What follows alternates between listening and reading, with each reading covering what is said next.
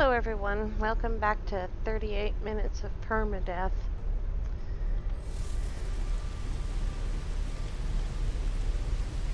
Here we are. And there's a monolith. I didn't realize it was so far away. When I parked, when I was doing the sound test, I was like, I don't want to move this ship. Alright. So, I need to learn the glyph sequence for this planet. And the first step to doing that is to go to a monolith and find a portal. Good grief. You're slipping on the mold. Lots of mold.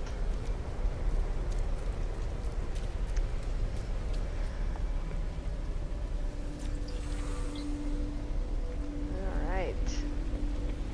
We're in a Gex system. Oh yeah, I told you that. Did anyone notice we were in a Gex system? Okay. All this stuff, all these granite blocks or whatever they are, yeah, they're in the way. Alrighty. Here we are. It's an oh, I didn't need a Gek relic. I went and bought a Gek relic. Because I didn't have one. 7 hours. Yeah, we're flying. That's a long walk.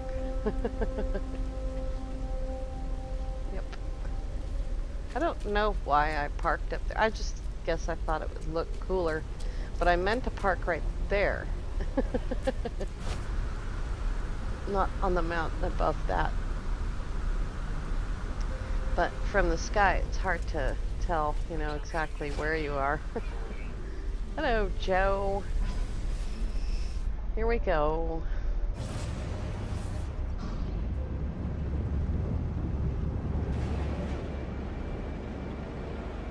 Up, up, up. I've been working on the freighter. I'll show you that in a little while.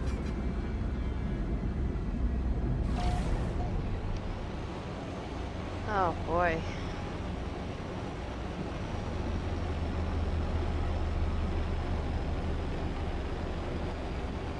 Is the time still going up?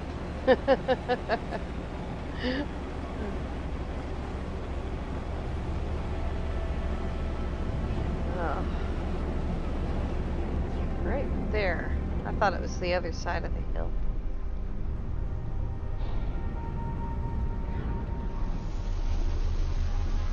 Okay.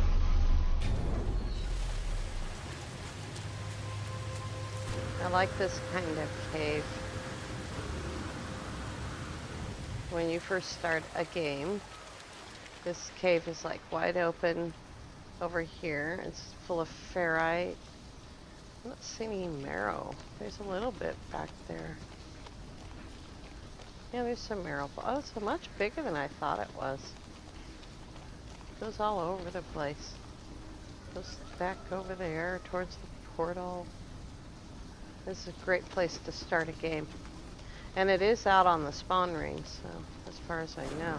It's just the north end of nowhere is basically it. I don't think I've ever started a game at this part of the spawn ring, the top part.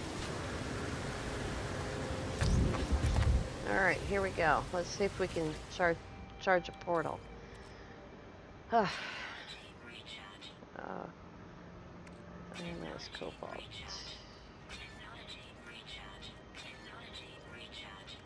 There we go. She must have got tired of saying it.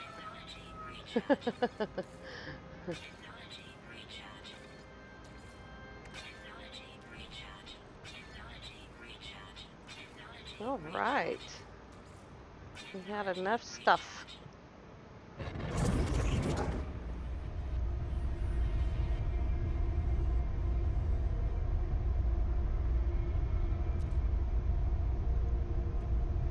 We need the address of the planet. There it is.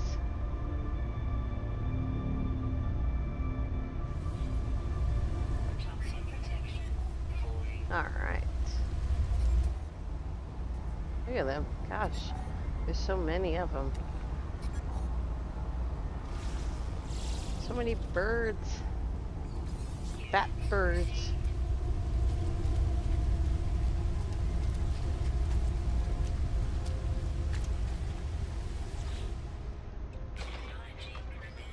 I'm amazed that I had that because I've been, like I said, I've been working on the freighter. Alright, contact Apollo at a hollow terminus.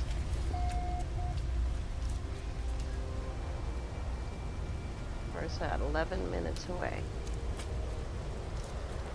Right on the other side of the hill, basically.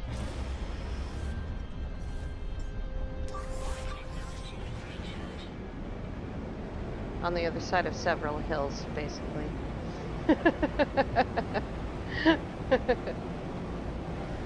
Boy, I have the weirdest thing going on with my hand, my right hand. So I thought that it may still be that. I thought that I had had too much salt and my hands were swollen from it and they hurt. But it was like the skin was swollen. But now my thumb and my index finger are just on fire. I'm just so uncomfortable. And I don't have any talcum powder. Oh, I never noticed that before. Look at the different colors. I don't know why I'm going over here. I just like to see caves. That one is absolutely awesome. Once again, what a great place to start a save. Yeah, we're under the overhang there. That's cool. I love the start of the game. I don't know if I've ever mentioned that, or if I've mentioned it 50 times. I have no idea. But I love the start of this game. In any mode. I'm just waiting on my jetpack. It's pretty far up there.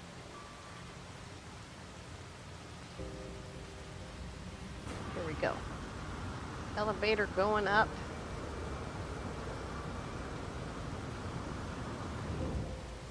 Alrighty.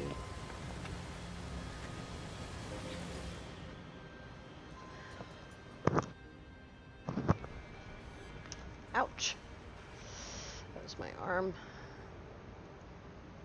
Tune to Apollo. Here we go. Back on track. Hello, Apollo. Have you found the glyphs for your world? I'm almost ready. My suit is upgraded, my stomach is full, and I've hired a Gek to look after my farm while I'm gone. That's not really a good idea. As I look at Apollo, I think of all that I saw within the portal, of what happened to Artemis when they walked that same path. I think of the face of the Atlas, of the way Nada warned me not to return to those tunnels. I do not know if the portals are safe. Give Apollo the glyphs. I give Apollo the glyphs, asking them to take care, to remember what happened to Artemis. They assure me that they will, promising to see me soon. Before I go, they advise me to find out what I can from this so-called null. They warn me to be careful, too.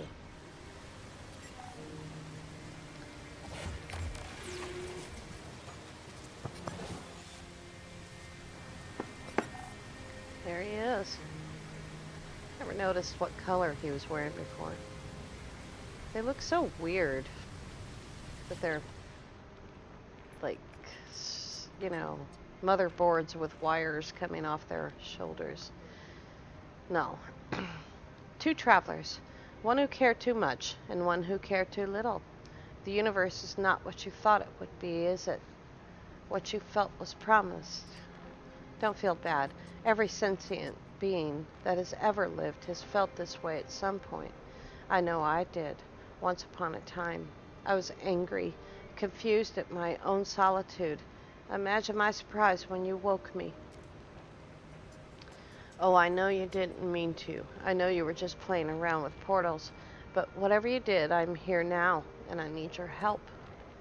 The Atlas, it's not what you think it is. Something's happening to the universe. Something I need your help to figure out.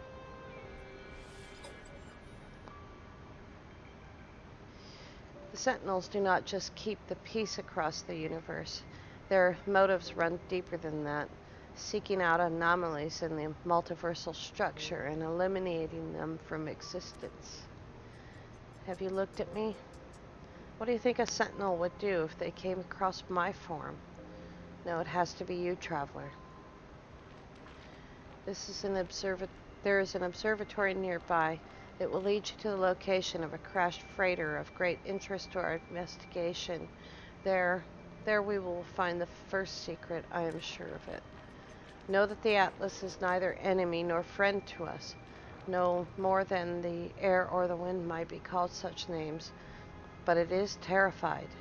It is in pain. And we have a responsibility to help its suffering, no matter the cost. Ooh,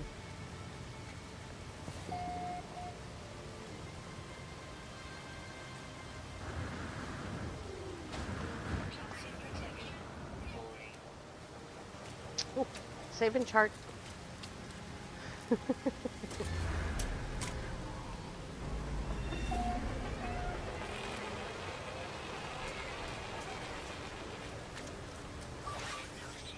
I just run past my ship?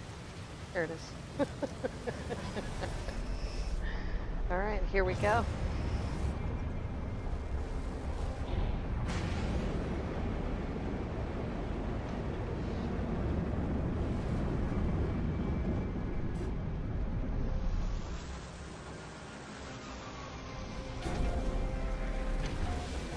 Probably the nicest landing I've done in the entire series.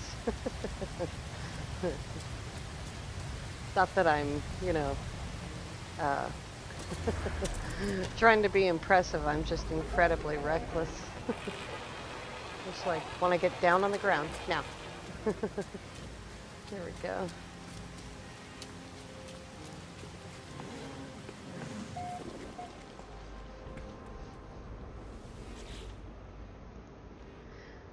I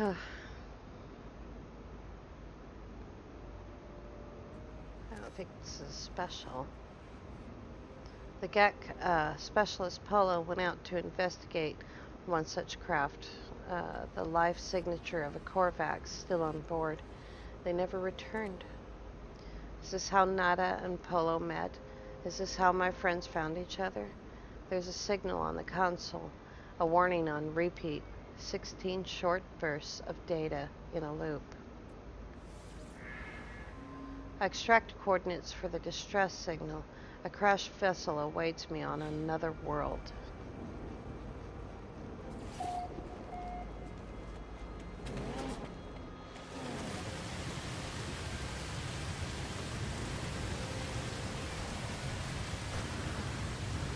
I kind of like this planet.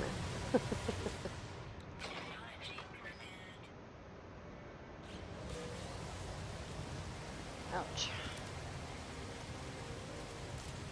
Hello, little guy. Oh, I already scanned you.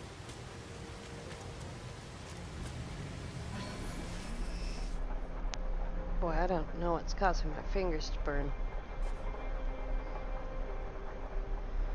But it's disturbing.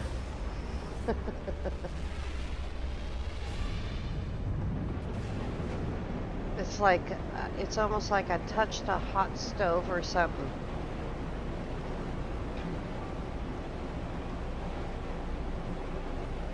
Pretty uncomfortable.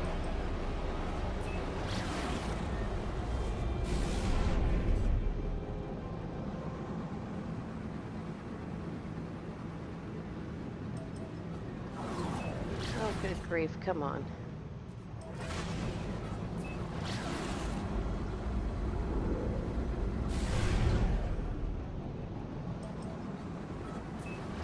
Oh, that's so frustrating.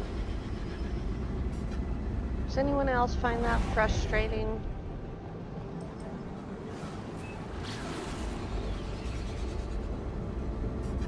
Maybe it wouldn't do it so much in first person, I don't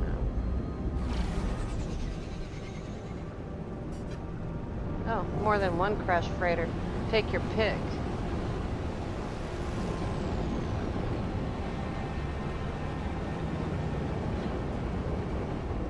Wow.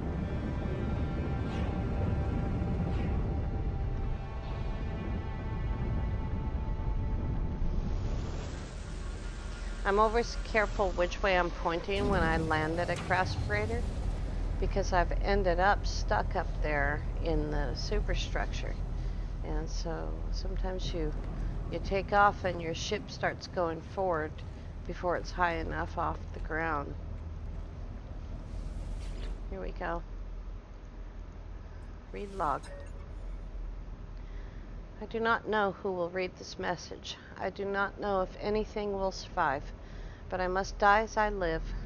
I will record it all, even in the face of oblivion. The swarm came to every world. The drones acted erratically, not attacking, just watching. Time passed and the sentinels did not seem so much of a threat anymore. They were peaceful now, we thought. We had been forgiven. We were wrong. They struck as one, an attack somehow coordinated across unfathomable distances. With a fury exceeding all prior skirmishes, the Sentinels annihilated all biological life within the universe in a span of 54.2 standard minutes. Only I remained.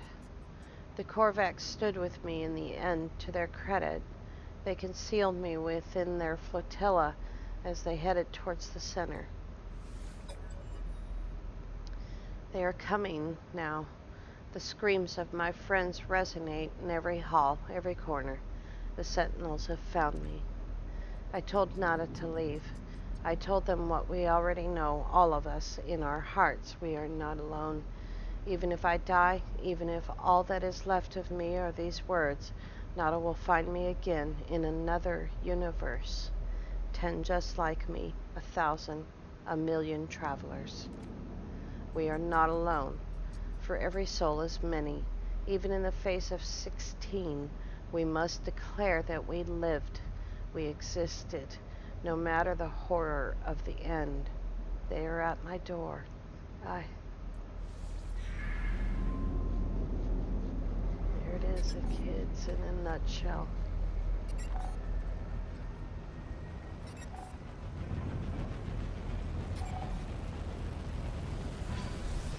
Such an epic story.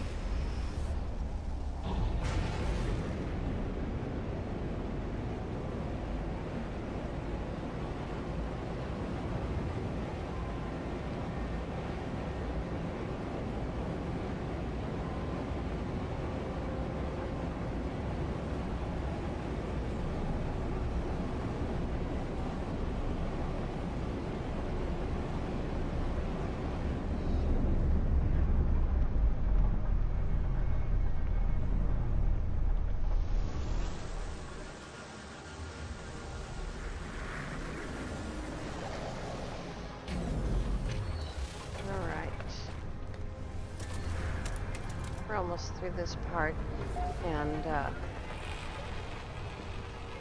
we'll go up to the freighter.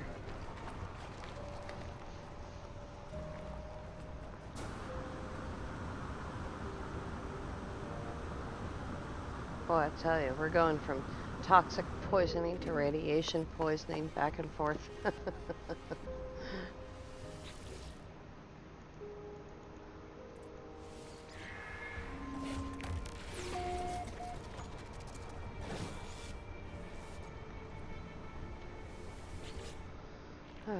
What did you find out there? Tell me everything. I tell Null of the freighter and its recordings, how it spoke of a world where the Sentinels eliminated all life, leaving only a single traveler and a Korvax entity by the name of Nada. I ask whether this individual is my friend or if the name is a coincidence. Nothing is a coincidence, traveler. The Atlas is with you. I am sure of that now. It wants you to see what you are seeing. That freighter was a wreck from a parallel universe. There are countless such places within our multiverse, dimensions where things happen differently, but there are 3 exceptions to this. The Atlas is omnipresent in all, a singular being with a singular perception. The Sentinels move between dimensions at will. The Atlas created all life, and the Sentinels defended it, searching for anomalies within that creation. That they annihilated that entire universe, well, something must have been quite wrong for them to do a thing like that. After a time, the Sentinels ended their service to the Atlas. It was the travelers who corrupted existence. Our arrival was meant to herald a glorious age, but we made a terrible mistake. I committed an act beyond forgiveness, and from this deed, paradise was lost. But something's different in this cycle. The walls between universes, they grow thin. We must learn what we can from each species before we decide what to do. Visit a Viking station and speak with them. I will translate. For all their bloodthirst, the warrior race have a nobility of spirit. If you have sufficient reputation with them, they may tell us what we need to know. All right. Patterns in time. So this next part, we have to do a lot of traveling. We go to the Mercenaries Guild and the Merchants Guild and the Explorers Guild and raise our reputation in each one. And we'll get to that tomorrow.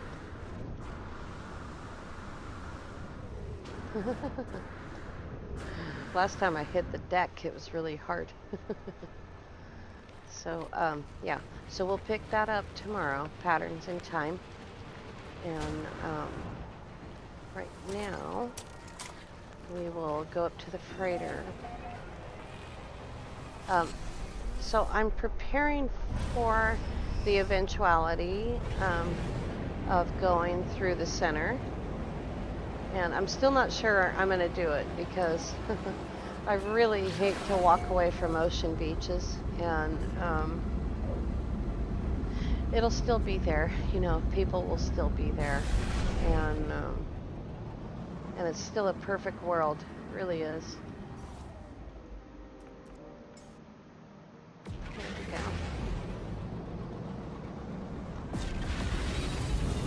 And we still have this bit and a really long part after it, which will probably take more than one episode because it's quite long, the last part. But I want you to see what I did and how far I've gotten. With just a little bit of work, really. There's more work getting silver and gold. So I got that. Oh, I forgot to buy star silk. Okay. I need star silk so I can put a chair down. And I built all of these for warp cells and whatever else. And here's our overseer, Bessemer, and our Corvex dude, Glazovsky. Isn't that a perfect name, Glazovsky? And there's Farmer Joe. And I got this far. I got a little bit planted mortite and copperite. It's really all I had on me. And one gamma weed. I had one gamma weed on me. So this part down here is going to be also plants. That's going to be mostly frostwort right here. Probably all of that should be frostwort. And then we have another row right here to go in. This is only for planters, hydroponic trays. And then down here we'll be serious about it. So like we'll have, you know, 2 selenium, 1 cactus flesh, a couple of star bulbs, and maybe 2 selenium, a cactus flesh, and a row, and 3 rows of star bulb, because you know how much star bulb everything takes. It's ridiculous. I do need to put in gamma weed as well, or I can save it in storage. I don't know yet. I haven't decided. But I'll tell you what, this stuff takes a lot of ionized cobalt and pure ferrite. And so we need to kind of secure stuff like that. So this is just preparation in case I decide to go ahead and go through to Eisentown. And I may or may not do that. I haven't decided completely. Obviously, I haven't decided.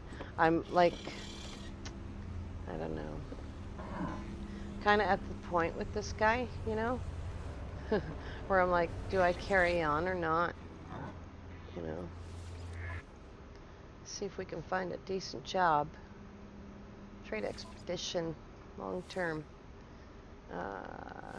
Trade, combat, trade, support. And do I have anything left at all? No. I have nothing left. That's it. It appears as though I need to do some violence. Oh, I have 10 walker brains, for goodness sake. What does it take? That's quad servos.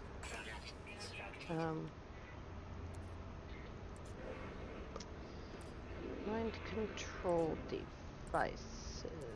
It's been a while since I made them. There they are. Sodium diodes. Okay. I don't have a whole lot of gold, so I don't want to go crazy on that. But, alright. So, how many ships do we have left?